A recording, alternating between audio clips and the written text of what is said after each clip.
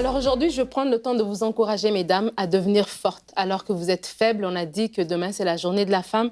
Et je veux vous encourager à vous qui vous sentez faibles en ce moment, qui vous sentez abattus, à surmonter ce sentiment. Vous êtes fortes, mesdames, parce que la force n'est pas dans les muscles, mais la force, elle est d'abord spirituelle. Et la Bible nous dit dans Proverbe 24, au verset 10, « Si tu te laisses abattre au jour de l'adversité, ta force est bien peu de choses. » Parce que oui, vous ne soupçonnez pas l'étendue de votre force. Et peut-être certains d'entre vous, regardez à votre état physique, vous êtes faible, vous êtes petite de taille, vous êtes frêle, vous êtes mince et vous pensez que vous n'êtes pas forte parce que vous regardez à votre état physique ou à votre état économique. Vous n'avez pas les sous, vous avez des problèmes de crédit, vous avez un découvert dans votre compte et vous dites que où est-ce que je vais pouvoir faire des choses, je ne suis pas forte économiquement. Ou peut-être certains regardent à votre état social. Vous n'êtes pas marié, vous n'êtes pas accompagné et vous dites que ma force aurait été dans ces choses-là et je ne les ai pas. Mais je veux vous dire que votre force, c'est Dieu qui vous la donne parce que votre force est en Dieu. Et même si aujourd'hui le monde regarde ce qui tape à l'œil, va regarder les muscles d'un homme, va regarder l'artillerie d'un pays pour dire que ce pays est fort,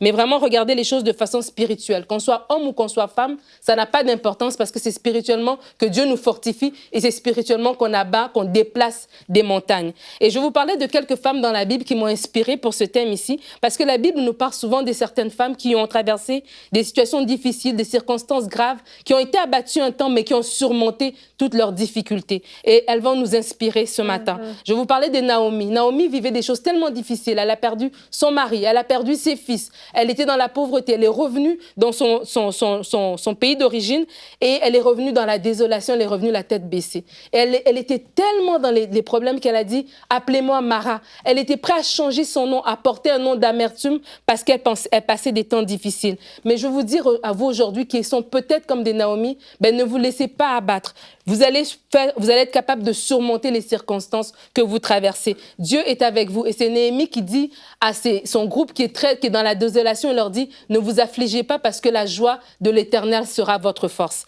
Il y a la femme à la perte de sang. On connaît très bien cette histoire de cette femme qui était dans une maladie depuis 12 ans. Mais ce qui est intéressant, c'est que cette femme-là, elle a fait preuve de foi d'abord dans son dialogue intérieur. Elle vivait une épreuve difficile, mais elle s'est parlée à elle-même. Et vraiment, la Bible nous dit dans Philippiens 4, verset 7, que la paix de Dieu garde vos cœurs et vos pensées en Jésus-Christ. Et vraiment que dans votre dialogue intérieur, que vous ayez cette paix de Dieu, que vous allez rechercher cette paix. La paix de Dieu vous empêche de déprimer. La paix de Dieu vous empêche de paniquer devant des situations difficiles. Alors, mesdames, vous êtes fortes. Comme Anne, la mère de Samuel. Elle était dans un état difficile, mais elle n'a pas baissé les bras devant la fatalité. Elle est retournée à Dieu. Année après année, la Bible nous dit qu'elle retournait au temple, elle retournait à chaque fois. Pourquoi? Parce qu'elle savait que sa force était dans l'Éternel. Et un jour, elle a eu cette fameuse phrase du sacrificateur Élie qui lui a dit « l'année prochaine à la même époque ». Et vraiment, je veux dire cette phrase pour vous aussi, que l'année prochaine à la même époque, ou même dès aujourd'hui déjà, Dieu répond à votre prière, Dieu vous relève. Je vais vous partager ce verset de Ésaïe 40, 31 qu'on lit souvent. Mais dans la version Martin, elle est très belle parce qu'elle dit que ceux qui s'attendent à l'Éternel prennent des nouvelles forces. Les ailes leur reviennent comme aux aigles.